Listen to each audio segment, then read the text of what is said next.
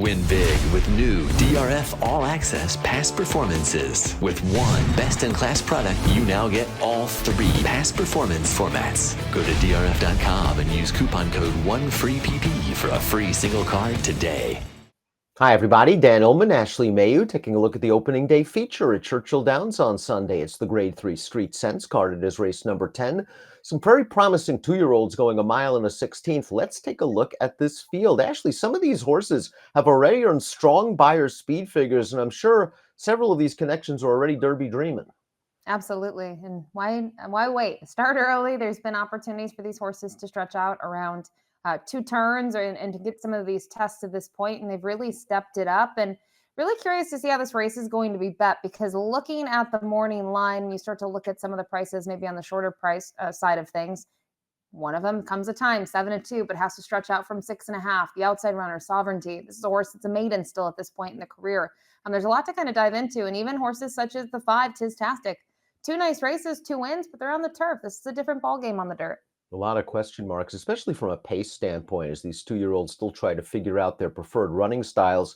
Let's throw up the Timeform US pace projector. We're expecting a quick pace in here. Bracket Buster was an upset pace pressing winner in his route debut last time out. He's probably going to take advantage of this inside post and try to get to the front. Dapper Moon was pressing the pace in the Breeders' Futurity. A little bit of a class drop in here. It comes at time stretching out. Seems to be very tactical as well. Yeah, and he got a big number for his debut, and he just got up in those final jumps to the wire. So obviously a horse that probably benefits from added ground. From a pedigree perspective, you would think that as well. So I think the pace, I don't know how fast it necessarily will be, but I do think it'll be a little quicker than some of these horses have seen going around 2 turns. A horse that might show a little bit of tactical speed is the number 1, Big Much. This horse was a debut winner for Norm Cassie, going 6.5 furlongs. I thought it was a pretty professional performance, rating off the pace and sprinting home at a gigantic price. Big Much also got a very respectable buyer speed figure of 72. Yeah, I thought it was a really good performance, kind of looking at him. And, he broke fine, but in terms of trying to get that trip, he had to close from off of it. It wasn't like he was a gate to wire winner going 6.5. And I like that he was getting better as the race went on. Excited to see him stretch around 2 turns. The barn does pretty well with that angle, with horses that won out. And this is a barn that I think when you see 14%, it doesn't really speak to the capabilities of Norton Cassie. I think he's stronger than that, and really been impressed with his training the last several years. And everything so far since that race, to me, with point systems go, you see the 2 works. They've both been good. Bracket Buster, the number 2, has already handled this distance, doing so at Keeneland last time out. Really took a step forward in his first route appearance. Let's watch Bracket Buster getting close to the pace. 33-1 under Johnny V in this spot, and digs in gamely through the short stretch at Keeneland to get the job done. Things you don't see often. Johnny V, 33-1. And this was a really big performance from this horse, a horse that really was able to show a huge improvement. I thought the debut was good at 5.5, then faltered a little bit at Churchill, but stretching out around 2 turns, was able to be forward from the gate, where I think maybe in those sprint races, he was a little outrun early. And now he was towards the front, and he stayed in front. And it's not like he, to me, was really getting super tired. It was just, he was a half length clear. He did what he needed to do. And I think from a pace perspective, they were, modest fractions for the level. The 3 is Baby Boat. He's the only 2-time dirt winner in the field. He's won both of his starts sprinting at Hawthorne, so he's going to get a little bit of a distance test in here. But being by Vino Rosso, I don't see any reason why he can't handle the mile and a 16th. This is a pretty big step up in class, however, and he's going to need a bit of a buyer boost. Yeah, I think that's the bigger one, is the buyer boost that he would need. He's in the 60s. He's going to need to take a step forward. When you look at his mare, she was typically a sprinter, a 6 furlong sprinter through and through, but they did try her going longer a couple times in her career. And actually, when she graduated, is at the mile and 70-yard distance. From a sibling perspective, one of his siblings has been really good around 2 turns. So I don't want to, throw that against him in here. I think he has the ability to take a step forward, especially with the way that he was closing from off the pace in those races and just kind of decimating his competition in the end. Really easy victories for him. So I understand why they're taking the shot with him. Should get a good price on him. And the barn, they do fairly well on the sprint to route angle. 7-figure purchase, the number 4, Sandman. This horse got a perfect trip, I thought, when winning at Saratoga 2 starts back, going 7/8 of a mile. That was when Mark Casse was winning everything with 2-year-old races. They ran this horse in the Iroquois last time, and he just didn't break as sharp as he did at Saratoga. And I guess it's heartening that one of the other also-rans, the 9th place finisher, came back to win a first-level allowance at Keeneland by 11 lengths with an 83 buyer. So I'm willing to give Sandman another chance. Yeah, I think he deserves another chance. The break obviously worked against him last time out. He was towards the back of the pack. He's never been that far back, and he was also stretching out in distance. So I think for that reason, that works against him. I think when you look at Churchill, very capable rider climbing aboard him for the first time. Brian Hernandez Jr. has had a lot of success there, and the buyer for the effort two back at Saratoga came back very impressive. He was kind of drawing away from the field for fractions that at least early he was close to, and they were fast. The 5 is Tistastic, and you can understand why he's the 3-1 morning line favorite. He is the only stakes winner in the field, although that race came on turf here in the Juvenile Mile at Kentucky Downs. Likely gained a lot of fitness from this race. This is his first route. He's going a mile over the undulating turf course. I thought it was a really game performance, and although he lost his only start on dirt, that day was his career debut facing the horse that's right now the best 2-year-old dirt horse on the East Coast, Chancer McPatrick.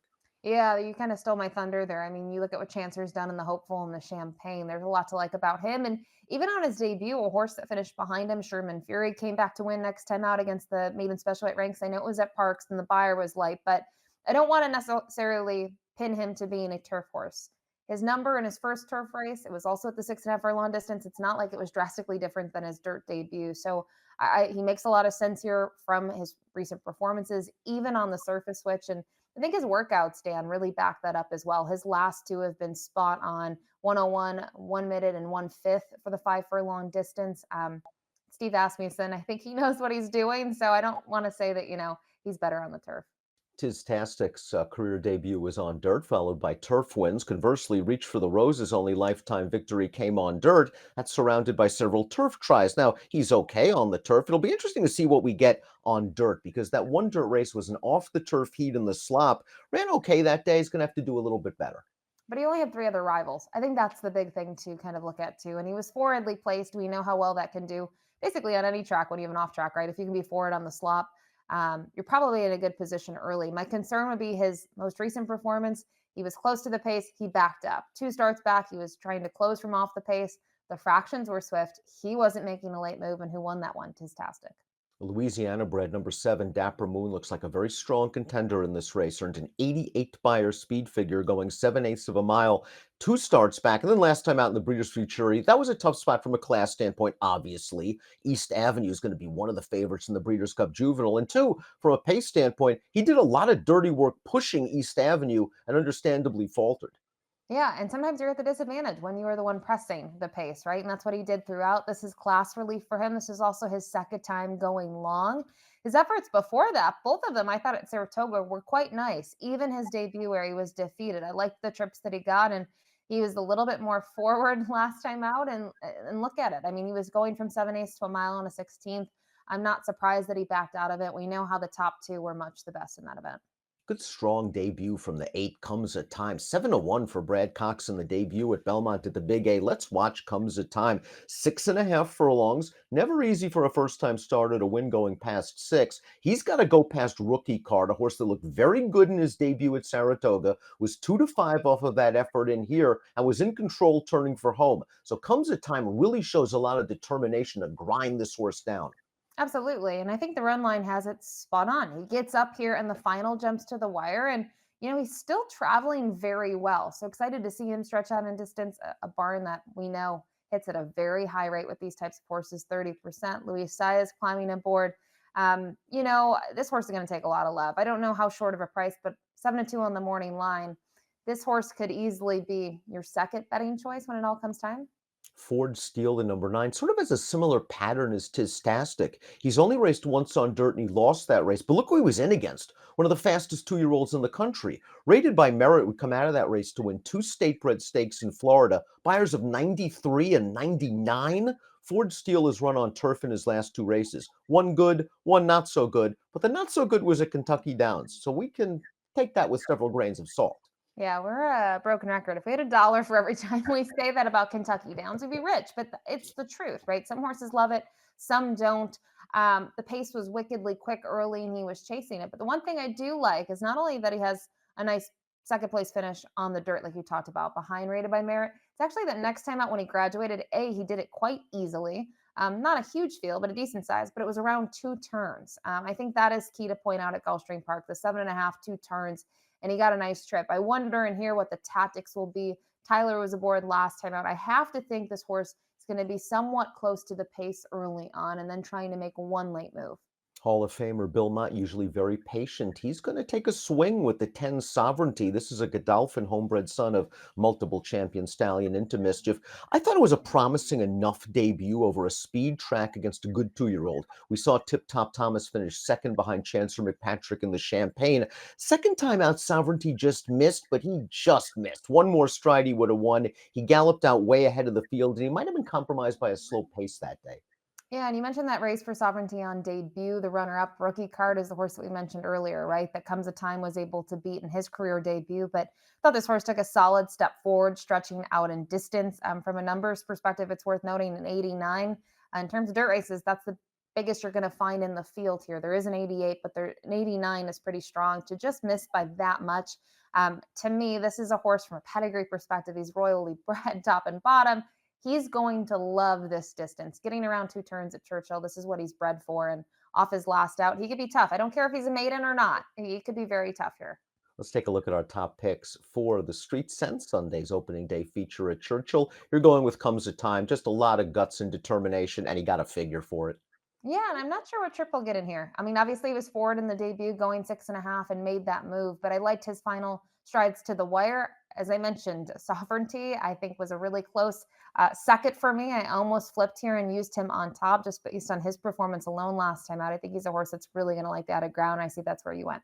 Respect where Comes to Time's coming from, but Sovereignty must overcome an outside post position. But I really like the way he finished up last time out. If he can just save a little bit of ground near the back and get some pace, I think he'll come with a kick. Dapper Moon is very interesting. His race 2 starts back was impressive, just in too tough last time out. 8-10-4-1 for Ashley, 10-7-8-2 for me. It's the Street Sense at Churchill on Sunday. Good luck.